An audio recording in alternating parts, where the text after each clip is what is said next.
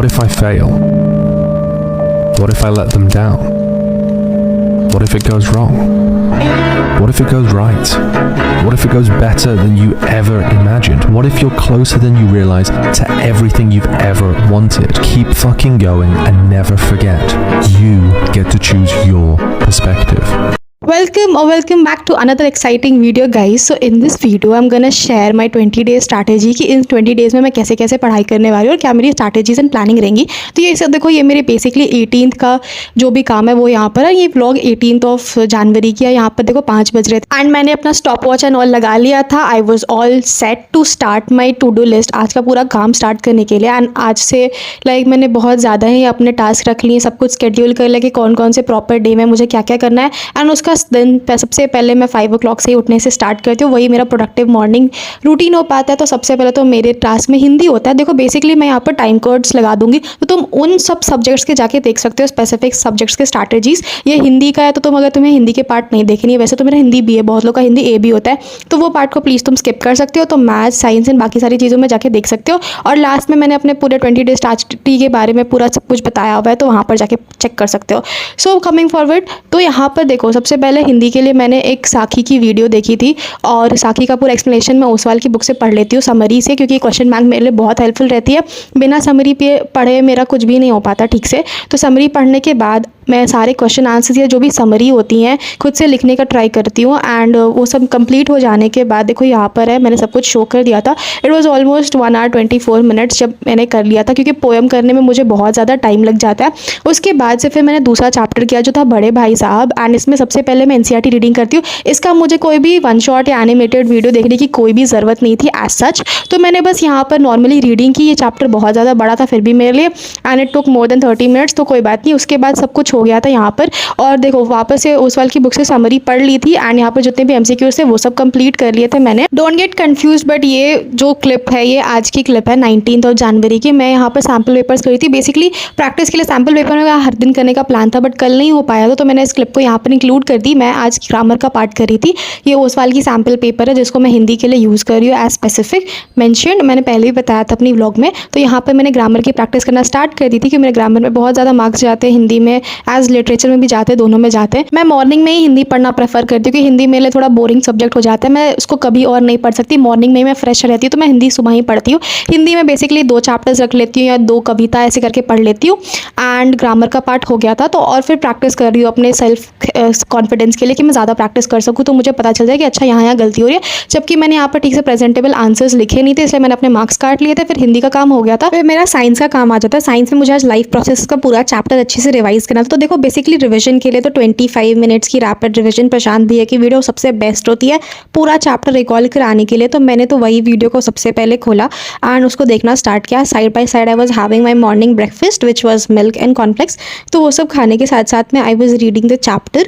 And भैया की video से मुझे पूरा चैप्टर अच्छे से एक बार वापस रिकॉल पूरा अच्छे तरीके से आ गया था। उसके बाद मेरा नेक्स्ट स्टेप होगा to read the NCERT and practice some other questions from other books.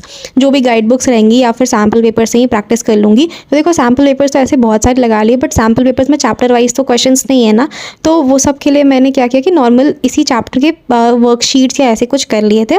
तो नॉर्मल क्वेश्चन प्रैक्टिस कर लिया, एनसीईआरटी की इंटेक्स क्वेश्चन भी प्रैक्टिस कर ली थी। तो दिस वॉज माई साइंस का स्ट्रैटेजी। इससे ज़्यादा कुछ नहीं करना, क्योंकि मैंने अपने हर सब्जेक्ट्स के लिए मोर देन 2 hours नहीं रखे हैं, सिर्फ 2 hours रखे हैं स्पेसिफिक, क्योंकि मैं इतना पढ़ाई नहीं कर सकती एक दिन में। So that will be something really tough. तो मैंने क्या किया कि साइंस के लिए सिर्फ 2 घंटे रखे, उसमें से तो 20 मिनट का ये लेक्चर ही था। एंड फिर एनसीईआरटी रीडिंग करने में भी टाइम चली जाती है अगर आप डीप रीडिंग करो तो। साथ साथ में मुझे इस चैप्टर की पूरी डायग्राम्स को अच्छी तरीके से प्रैक्टिस करनी थी, तो वो डायग्राम्स भी हम प्रैक्टिस कर रहे होंगे आज, बट आई थिंक 2 hours से ज़्यादा चला जाएगा। सो हाँ देखो बेसिकली 8 o'clock से मैंने स्टार्ट किया था, तो 10:30 तक ऐसे मुझे ख़त्म करना ही था ये वाला चैप्टर। वैसे भी लाइफ प्रोसेस बहुत बड़ा चैप्टर होता है, इसलिए मैंने इसको अपने फर्स्ट डे में ही रख लिया था। थोड़े टफ चैप्टर्स भी अगर मैंने साइंस के लिए टफ चैप्टर रखा है तो एसएसटी के लिए मैंने इजी चैप्टर रखा था which was development, and maths के लिए मुझे सरफेस एरिया तो आज कंप्लीट करना ही था। So that is another thing. And उसके बाद देखो यहाँ पर चैप्टर रीडिंग सब कुछ हो गई थी, क्वेश्चंस प्रैक्टिस। उसके बाद भैया की जो इंपॉर्टेंट डायग्राम्स वाली लाइव सेशन थी उसको मैं अटेंड नहीं कर पाई थी, तो यहाँ पर भी मैंने पूरा अटेंड नहीं किया, सिर्फ चैप्टर 1 का ही अटेंड किया है। यहाँ पर सारे मेनली जितने भी डायग्राम्स पूछे जाते हैं उसको ड्रॉ कर लिया था। ये नेफ्रॉन वाला डायग्राम मेरे से बना नहीं था, दो टाइम खत्म हो गया था, बट कोई बात नहीं, मैं इसको वापस एक बार ठीक से बनाने का ट्राई करूँगी। एंड तुम लोग के पास भी कोई यूट्यूब लेक्चर्स मतलब यूट्यूब में बना के कोई ट्यूटोरियल है तो प्लीज़ मेरे को शेयर कर देना कमेंट्स में। तो देखो यहाँ पर नेफ्रॉन का तो भैया बता रहे थे, बट ठीक है इतना काम मेरा हो गया था, I was done, I was actually tired. 5 बजे उठी थी मैं, तो मैं चली गई थी सोने, एंड सो के उठ के बाद फिर मैंने यहाँ पर मैथ स्टार्ट कर दिया। तो देखो मैथ्स में मैं टाइमर ऑन करना भी भूल गई, तो आई डोंट नो ऐसा ही होता है मेरे साथ, बट टाइमर ऑन करना ही भूल जाती हूँ। तो टाइमर ऑन करने भूल गई थी मैं, तो पता नहीं यहाँ पर कितने घंटे के लिए मैंने पढ़ा। आई थिंक ऑलमोस्ट 1 आवर से ज़्यादा ही टाइम चला गया था, क्योंकि मैं यहाँ पर एग्जाम्पल्स के साथ 12.1 12.2 भी कर रही थी। ये सर्फेस एरिया वाला चैप्टर थोड़ा सा मेरा टफ लगता है, मतलब मेरे से ठीक से बनता नहीं है, क्वेश्चन मुझे समझ में नहीं आते। क्यों, रीज़न क्या है, क्योंकि प्री बोर्ड्स में मैंने नोटिस किया है कि एक और का ऑप्शन था सर्फेस एरिया एंड ट्राइंगल्स का, तो आई चोज ट्राइंगल्स, क्योंकि सर्फेस एरिया वाला क्वेश्चन मुझे ठीक से समझ नहीं आया एंड टाइम भी बहुत कम था, एंड सर्फेस एरिया में बहुत ज़्यादा कैलकुलेशन चाहिए होता है।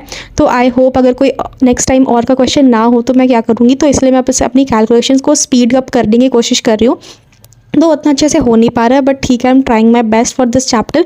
सर्फेस एरिया वाला चैप्टर मुझे एक्चुअली में बिल्कुल भी पसंद नहीं, क्योंकि इसमें बहुत ज़्यादा ही कैलकुलेशन है, बट ठीक है कोई बात नहीं, मैथ्स है तो फिर I will just try my level best to improve it. तो मैथ्स में बस कोई भी चैप्टर करूँगी एनसीईआरटी से, एंड उसकी वर्कशीट्स कर लूँगी। प्रयास सीरीज़ या ऐसी बहुत सारी सीरीज़ है जिनमें तुम्हें चैप्टर वाइज क्वेश्चन दिए, जिसमें तुम लोग पहली वाली वीडियो में बता दिया, ऑलमोस्ट व्लॉग में उसकी सारी फीचर्स बता दिए, तो वो बुक भी यूज़ करने वाली हूँ। लाइक नॉट फॉर सब चैप्टर्स, मतलब टाइम मिलेगा तो मैं करूँगी, टाइम नहीं मिलेगा तो नहीं करूँगी, लेकिन बेसिकली मेरा मेन फोकस है अपनी सारे चैप्टर्स को रिवाइज करने पे। एनसीईआरटी तो करना मस्ट है, ताकि मैं वापस अपने 20 डेज में सारा एनसीईआरटी रिवाइज कर लूँ मैथ्स का, ताकि मेरा एक एनसीईआरटी का बेस भी स्ट्रॉन्ग रह जाए।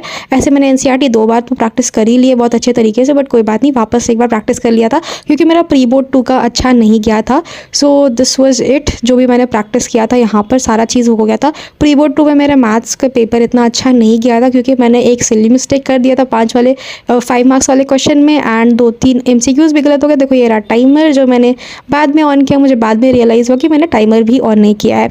उसके बाद इवनिंग का टाइम हो रहा था, ये 6 o'clock। देखो मैं प्रॉपर अपना ब्रेक ले रही हूँ, सो डोंट थिंक दैट कि मैं अपना ब्रेक नहीं ले रही हूँ। मैं तुम्हें लास्ट में बताऊंगी कि मैंने कैसे अपना सारी चीज़ें मैनेज कर रखी हैं। तो ये 6 o'clock हो रहा था। सबसे पहले मुझे डेवलपमेंट करना था, तो दिगराज सर की रैपिड रिविजन 10 मिनट्स वाली निकाल ली थी, एंड देखो 1 घंटा कम हो गया था, तो टाइमर पे मत ही फॉलो करना, क्योंकि आई डोंट नो 1 घंटा तो मिस हो गया था ना मैथ्स का, तो कोई बात नहीं, यहाँ पर 5 hours हो गया था। Anyways let's not focus on the timer now.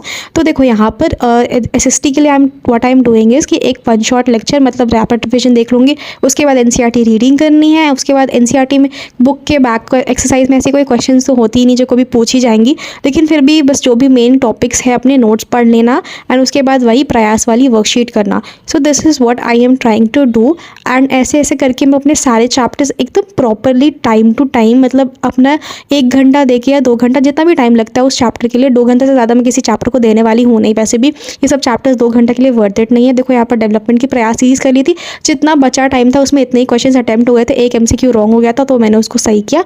तो फिर देखो यहाँ पर मेरा SST का टाइम खत्म हो गया था, फिर मैंने वापस ब्रेक लिया था। तो अब इंग्लिश का 2 चैप्टर करना था मेरे को, बेसिकली ट्रायम्फ ऑफ सर्जरी, और मेरे को लेंचो वाला चैप्टर करना था। लेंचो का चैप्टर मैंने ऑलरेडी कंप्लीट कर लिया था, उसकी ऐसा कोई एनिमेटेड लेक्चर देखनी नहीं थी तो मैंने देखी नहीं, बस चैप्टर रीड किया, एंड 1-2 क्वेश्चंस थे प्रयास सीरीज के वो कंप्लीट कर लिए। उसके बाद यहाँ पर देखो एडुकेशनल भैया की एक ये वाली चैप्टर ना मैंने लास्ट टाइम प्री बोर्ड के टाइम पे भी अच्छे से रीड नहीं कर रखी थी, तो मैंने सोचा कि चलो एक बार अच्छे से एनिमेटेड लेक्चर देख लूँगी, रीड कर लूँगी, इसके कैरेक्टर स्केच जो भी वगैरह वगैरह होते हैं उन सबको अच्छे से लिख लूँगी, सारे जितने भी क्वेश्चंस प्रयास सीरीज़ में दिए हुए हैं उनको कंप्लीट करूँगी। देखो बेसिकली मैं प्रयास सीरीज़ को डे वाइज ये फॉलो नहीं कर पा रही, बट अपने हिसाब से मैं लाइक जो भी चैप्टर्स मेरा कंप्लीट होते जा रहा है उसके साथ मैं कंप्लीट करते चल रही हूँ।